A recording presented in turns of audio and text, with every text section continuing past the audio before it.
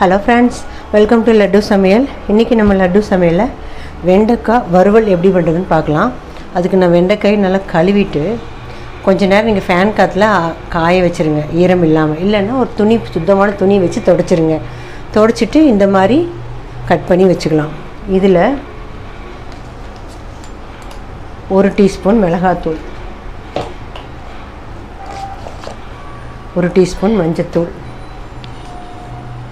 1 teaspoon garam masala தூள், 1 table spoon cornflour மாவு. இதே ஸ்பூனில் 2 டேபிள் ஸ்பூன் கடலை மாவு எடுத்திருக்கேன், அது போட்டுக்கலாம்.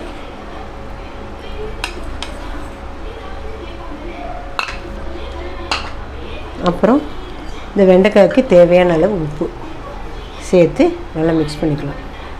எல்லாம் ஒன்றா போட்டு நல்லா ஃபஸ்ட்டு வெறும் இதாக மிக்ஸ் பண்ணிக்கலாம்.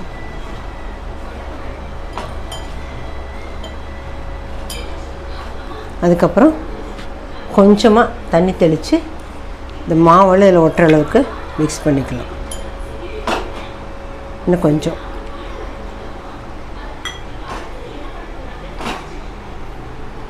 இந்தளவுக்கு நல்லா மிக்ஸ் பண்ணிட்டோம். ஊரெல்லாம் வைக்க வேணாம், அப்படியே போட்டு எடுத்துக்கலாம். எண்ணெய் நல்லா காஞ்சிருச்சு.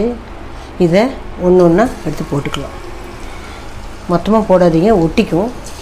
ஒரு பீஸாக போட்டால் தான் நல்லா தனித்தனியாக மொறுமொறுன்னு வேகும்.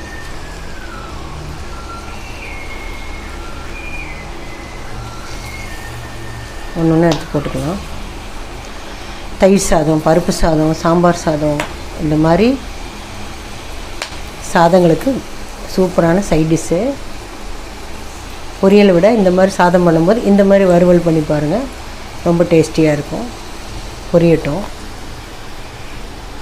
ஒரு சைடு வெந்துருச்சு, திருப்பி போட்டுக்கலாம்.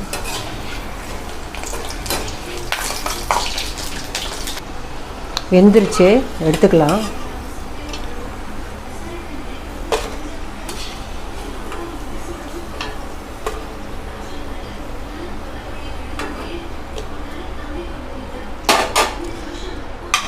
அடுத்த செட்டு போட்டுக்கலாம்.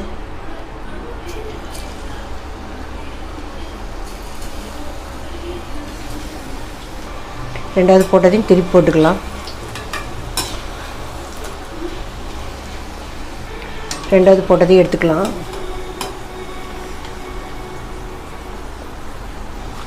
மீதி இருக்கிற எல்லாத்தையும் போட்டு எடுத்துக்கலாம். அவ்வளோதான், பொரித்து எடுத்துட்டேன். பாருங்கள், முறுமுறுன்னு வெண்டைக்காய் ஃப்ரை ரெடி ஆகிடுச்சு. நான் சொன்ன மாதிரி இந்த தயிர் சாதம், பருப்பு சாதம் அதுக்கெல்லாம் நல்ல சைட் டிஷ்ஷாக இருக்கும். நீங்களே இதே மாதிரி செஞ்சு பாருங்கள். பிடிச்சிருந்தால் லைக் பண்ணுங்கள், ஷேர் பண்ணுங்கள், கமெண்ட் பண்ணுங்கள். என்னோடய சேனலை சப்ஸ்கிரைப் பண்ணுங்கள். தேங்க்ஸ் ஃபார் வாட்சிங்.